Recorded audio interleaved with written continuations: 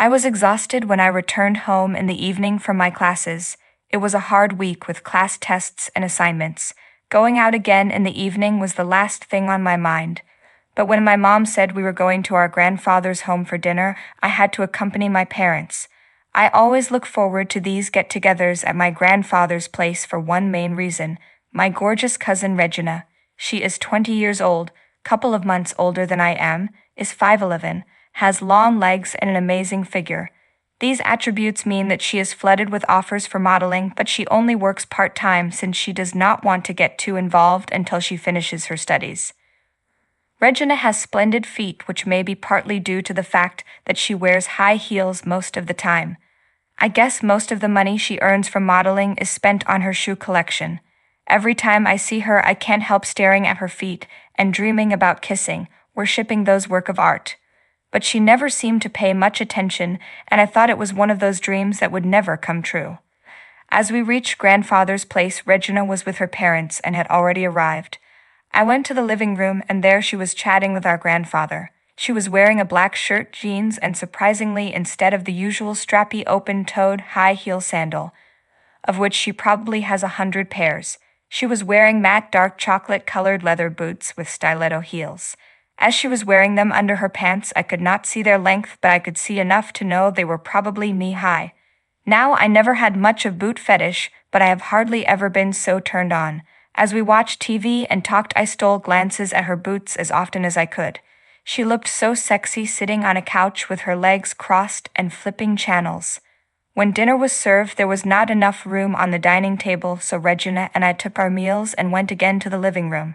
I sat down on a low sofa side onto the TV so that I could be as near to her feet as possible. When she drops down on the couch, she prefers front onto the TV.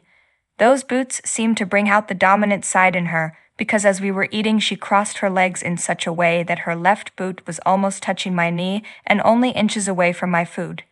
I could see the soles of her boot when she wriggled her boot and wished my tongue was touching something other than what I was eating. After I finished, I took the plate in the kitchen and went back to living room with a drink. When she returned, she sat on the same couch, but this time put her feet up on the coffee table just in front of me. As I finished my drink, I nervously placed the glass right next to her boot.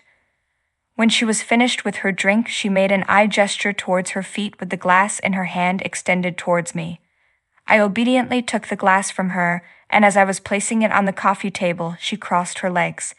Minutes later, she expressed her concern that the glasses may fall off the table, so I knelt down before her and moved the glasses to the center table from the coffee table. As I was doing this, the smell of new leather almost made me lick her boots. I looked through the V created by her boots up along those long legs towards her, but she seemed oblivious to her cousin at her feet, almost licking her boots. I was afraid someone might see me, so I got up from where I was to the sofa. Just as I was wondering whether I had blown my chance, she asked if my internet connection was working. She told me that hers was gone for a couple of days and that she wanted to check her emails. She took the keys to their car from her dad and got into driving seat with me in the passenger seat. As she pressed the accelerator, I felt so jealous of the pedals. We finally reached our house, just the two of us. My heart was beating fast. But as she sat down before the PC and started browsing, I was disappointed. At least a little while earlier, I could see her boots, but now I had trouble doing even that. Just then she dropped her earring, some part of it actually, and told me to look for it. I crawled under the table. She raised her feet onto the footrest. After some time of searching and more looking at the soles of her boot than searching, I told her I didn't see it anywhere. She pointed towards the opposite corner with her right boot and commanded me to look there. I was now on my stomach with almost my entire body underneath the table. I found it and after a while told her that I got it. She leaned forward, took it, and she was getting back to her position. She moved her left boot from the footrest, placed it on my neck, and forced my nose and mouth right onto her right boot. I was overwhelmed. I smelt the incredibly arousing smell of new leather, felt the texture of the boot with my lips, my nose, and my hands, but I could not dare spoil her new boots with my saliva. After a while, she moved the chair back and gave me the chance to get out of that position.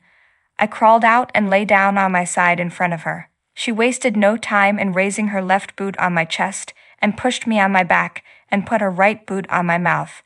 I looked up along her long legs towards her again, but this time she was staring right at me, and there was a look in her eyes that was ordering me to lick the soles of her boot.